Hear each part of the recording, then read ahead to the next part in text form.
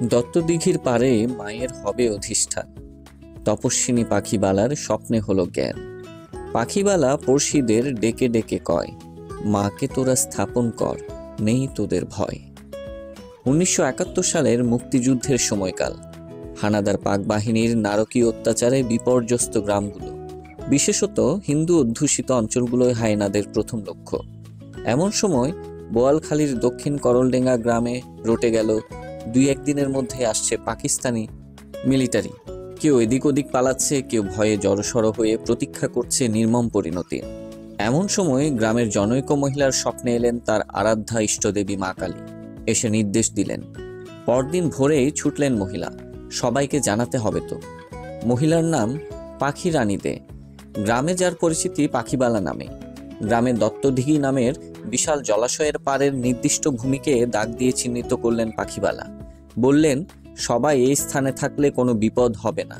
ভীত সন্ত্রস্ত গ্রামবাসী কিছু না ভেবেই পাখিবালার কথা অনুসরণ করল। করজোরে সবাই ডাকতে লাগলো ঈশ্বরকে। তারপরেই ঘটল সে অভাবনীয় ঘটনা। সে নির্দিষ্ট এলাকা ধরে মার্চ করে এগিয়ে গেল পাক বাহিনীর সেনারা। কাউকেই দেখতেই পেল না। মহামায়ার মায়া যেন ওদের চোখ থেকে অদৃশ্য করে দিল তার নিরপরাধ ভীত সন্তানদের। সেনারা গ্রামে এসে এখানে ওখানে ঘুরে আবার ফিরে গেল। আর ওই দৈব নির্দেশিত সীমানার ভেতরে থাকায় বেঁচে গেল এতগুলো প্রাণ। এবার সকলে শ্রদ্ধাবনত চিত্তে মেনে নিল এই স্থানে সকলের মঙ্গলকারিণী মায়ের বিশেষ কৃপা অবশ্যই আছে। দেশ স্বাধীন হওয়ার পর গ্রামবাসীরা মাটির 4 দেয়াল আর ছনের ছাউনি দিয়ে তৈরি করলেন ছোট্ট মন্দির, আর তাতে ঘট স্থাপন করে পূজা আরম্ভ হয়।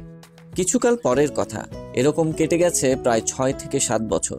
একদিন গ্রামে এলেন সাধক শ্রী চিন্তাহরণপুরী মহারাজ। গ্রামে রাত্রিবাসকালে দেবীর স্বপ্নাদেশ পান, এই মন্দিরে বিগ্রহ দানের আদেশ।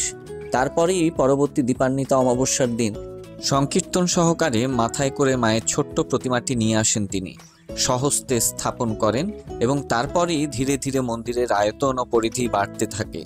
আজ এটি একটি বড়, সুসজ্জিত ও সুশৃঙ্খল ব্যবস্থাপন্ডিত দেবালয়। গর্ভমণ্ডপে সিমেন্টের তৈরি চূড়াযুক্ত আসন, আর তাতে 2.5 ফুট উচ্চতার দক্ষিণাকালীর প্রতিমা। মায়ের অবয়ব অষ্টমবর্ষীয়া বালিকার মতো।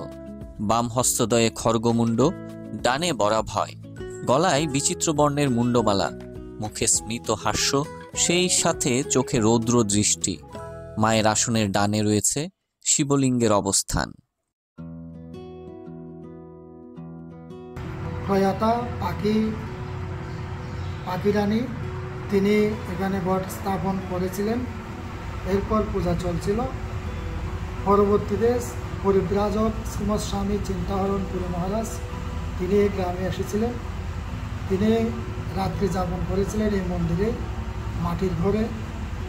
পরবর্তীতে তিনি সকালবেলা ঘুম থেকে উঠে গ্রামবাসী সবাইকে ডেকেছিলেন, বলেছিল এখানে মাকে স্থাপন করো, মা আদেশ দিয়েছেন, এখানে মা প্রতিষ্ঠিত হবেন। এরপর মাকে তিনি দিয়েছিলেন, পূজা করছিল গ্রামবাসী সবাই।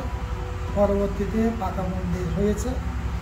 মন্দিরটি উদ্বোধন করার জন্য এসেছিলেন আমার গুরুদেব শ্রীমৎ স্বামী রবীশ্বরানন্দপুরী মহারাজ।